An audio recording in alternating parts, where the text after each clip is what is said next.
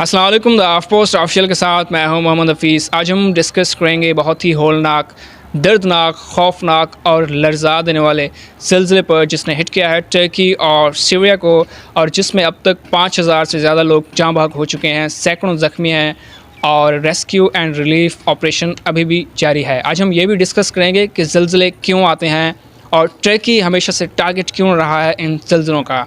Turkey की दरअसल एक पुरानी तारीख़ है ज़िलज़लों के हवाले से। 1000 साल पहले भी यहाँ ज़िलज़ले आते रहे हैं, टर्की को हिट करते रहे हैं, टर्की को नुकसान पहुँचाते रहे हैं, जिसमें हज़ारों लोग जाँ बहक हुए थे और अभी भी ये सिलसिला जारी है।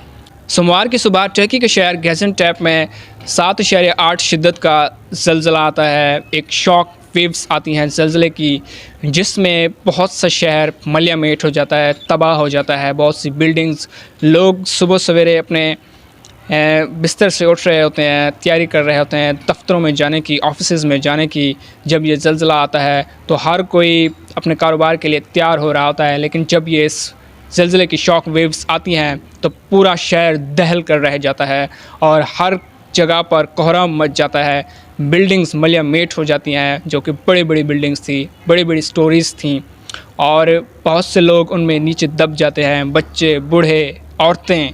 तो शहर की हर जगह से आहो बका, चीखो पुकार शुरू हो जाती है और लोग भागने लगते हैं, लोग अपनी ज़िंदगियां बचाने के लिए और अपने प्यारों को बचाने के लिए।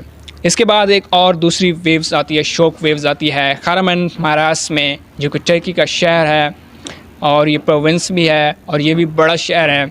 ये भी इस ज़िलज़ले की ज़द में आता है और इसकी जो शिद्दत होती है वो होती है 7.6। ये भी बहुत बड़ी शिद्दत है और इससे शहर को बड़ा धचका लगता है और बहुत सी बिल्डिंग्स कोलैप्स हो जाती हैं, मलियामेट हो जाती हैं, मिट्टी में मिल जाती हैं और कई लोग यहाँ भी नीचे दब जाते हैं। सुबह का वक्त होता है, लोग तैयारी कर रहे होते हैं दफ्तरों में जाने की, बच्चे स्कूलों में जाने की, औरतें किचन में अपना काम कर रही होती हैं, लेकिन उस वक्त ये ज़िलज़ला हिट करता है और इसमें सैकड़ों लोग दब जाते हैं। तो ये बहुत ही एक ट्रैजिक ह्यूमन लॉस है, टर्की के लिए एक बहुत बड़ा वाक़या है। ह्यूमन लॉस भी है, इंफ्रास्ट्रक्चर लॉस भी है, मैन एंड मटेरियल दोनों का लॉस है। तो पाकिस्तान ने भी कंडोलेंसेस किए हैं टर्की के साथ और दुख जताया है। वज़ीर-ए-आज़म शहबाज शरीफ ने 4-5 ट्वीट किए हैं टर्की के लिए और रेस्क्यू एंड रिलीफ टीमें भी पाकिस्तान ने भेजी हैं। दुनिया के हर ममालिक ने अपनी टीमें भेजी हैं रेस्क्यू ऑपरेशंस के लिए टर्की में, इवन इंडिया ने भी भेजी हैं। तो पाकिस्तान अपने ब्रदर मुल्क टर्की के साथ खड़ा है इस दुख के लम्हे में, क्योंकि टर्की भी हर वक्त पाकिस्तान के साथ खड़ा होता है, हर मामले पर टर्की पाकिस्तान को सपोर्ट करता है। तो अब हम बात करते हैं कि ज़िलज़ले आते क्यों हैं। अर्थ की 4 लेयर्स होती हैं। ऊपर की होती है क्रस्ट, नीचे उसके मेंटल, फिर इनर कोर और आउटर कोर। दरअसल इनर कोर में मैग्मा मौजूद होता है। जब वो मैग्मा लावा फटता है तो बहुत सी एनर्जी रिलीज़ करता है। जब एनर्जी रिलीज़ होती है तो अर्थ की जो पहली एक सतह होती है जिसको क्रस्ट कहते हैं, वहाँ पर प्लेट्स मौजूद होती हैं जिनको टेक्टोनिक प्लेट्स कहते हैं।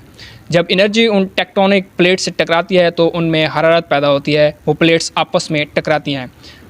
अक्सर औक़ात टकराते हुए उनके जो एजेस हैं, किनारे हैं, आपस में धंस जाते हैं, फंस जाते हैं और एनर्जी मैग्मा से रिलीज़ होती रहती है और उनके जो एजेस हैं वो फंसे रहते हैं और आपस से वो निकल नहीं पाते हैं। और एक ऐसा वक्त आता है कि वहाँ पर बहुत सी एनर्जी जमा हो जाती है और एकदम से ही वो एनर्जी सारी रिलीज़ होती है, जिससे जो उन प्लेट्स में थरथराहट पैदा होती है, जिससे हमारी ज़मीन पर शॉक वेव्स पैदा होती हैं। हमें जो घर के अंदर मौजूद चीज़ें होती हैं वो थरथराने लगती हैं, वो ऊपर नीचे होने लगती हैं। तो इसी को अर्थक्वेक वेव्स कहते हैं और जिनको कॉस्मिक वेव्स भी कहते हैं, और इसी वजह से ही ज़िलज़ला आता है।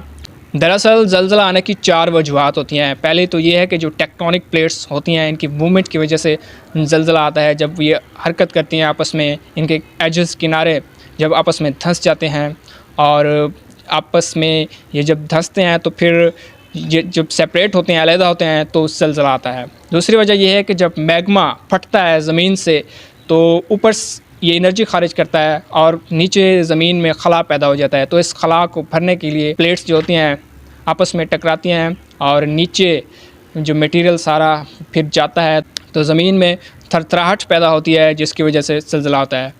और इसकी तीसरी जो वजह है, जब वोल्केनिक इरप्शन होती है तब भी ज़लज़ले आते हैं। चौथी वजह यह है कि जब हम न्यूक्लियर वेपन्स इस्तेमाल करते हैं, एटम बम इस्तेमाल करते हैं, तब भी ज़लज़ला आता है। अगर टर्की के केस में देखा जाए तो यहाँ ज़लज़ले हमेशा से आते रहे हैं। अगर सिर्फ 19वीं और 20वीं सदी की ही बात की जाए तो 1903 में एक टर्की में ज़लज़ला आया जिसमें 600 लोग मारे गए। 1912 में एक ज़लज़ला आया जिसमें 216 लोग मारे गए। 1914 में एक ज़लज़ला आया जिसमें 2344 लोग मारे गए। 1926 में एक ज़लज़ला आया जिसमें 360 लोग मारे गए। 1930 में एक ज़लज़ला आया जिसमें 2514 लोग मारे गए। 1938 में एक ज़लज़ला आया जिसमें 160 लोग मारे गए। 1939 में एक ज़लज़ला आया जिसमें 32,700 लोग मारे गए। 1942 में एक ज़लज़ला आया जिसमें 3,000 लोग मारे गए। 1943 में ज़लज़ला आया जिसमें 4,000 लोग मारे गए। 1944 में एक ज़लज़ला आया जिसमें 3,959 लोग मारे गए। 1949 में ज़लज़ले में 450 लोग मारे गए। इसी तरह 1966 में 2394 लोग मारे गए। 1970 में 1080 लोग मारे गए। 1975 में 2311 लोग मारे गए। 1976 में 4000 लोग मारे गए ज़लज़ले की वजह से। फिर 1999 में एक ज़लज़ला आया बहुत ही खौफनाक था जिसमें 17,127 लोग मारे गए। 1999 में एक दूसरा ज़लज़ला आया जिसमें 894 लोग मारे गए। 2003 में एक ज़लज़ला आया जिसमें 177 लोग मारे गए। 2020 में ज़लज़ला आया जिसमें 130 लोग मारे गए। 2022 में भी ज़लज़ला आया, 2017 में भी ज़लज़ला आया, 2014 में भी ज़लज़ला आया, लेकिन इतनी अमवात नहीं हुई। और अब जो 2023 में ज़लज़ला आया है इसमें अब तक 3700 लोग मारे जा चुके हैं टर्की में। तो अगर टर्की की बात की जाए कि यहाँ पर ज़लज़ले क्यों आते हैं, तो इसकी एक जो बड़ी वजह है कि टर्की फॉल्ट लाइंस पर मौजूद है।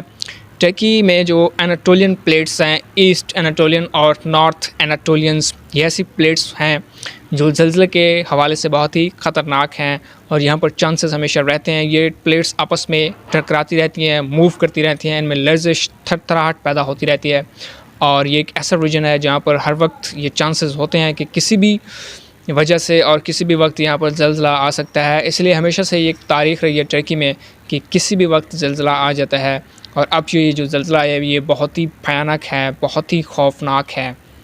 सीरिया में भी बहुत नुकसान हुआ है। सीरिया में भी 1500 से ज़्यादा लोग मारे जा चुके हैं। तो हमारी दुआएं हैं शाम के लोगों के लिए। उन्होंने पहले भी बहुत दुख देखा है, दर्द देखा है, जंग देखी है, बदहाली देखी है। तो हमारी दुआ है टर्की और सीरिया के लोगों के लिए, अल्लाह ताला उनको सुख का सांस दे और उनके जो प्यारे बिछड़ गए हैं, चले गए हैं, अल्लाह उनको सब्र जमील अता करे। और आइंदा हम दुआ करते हैं कि ऐसी कोई भी कैलेमिटी, नेचुरल डिज़ास्टर उनको हिट ना करे जिससे वे ट्रेजिक लॉस को फिर से बर्दाश्त करें। आमीन।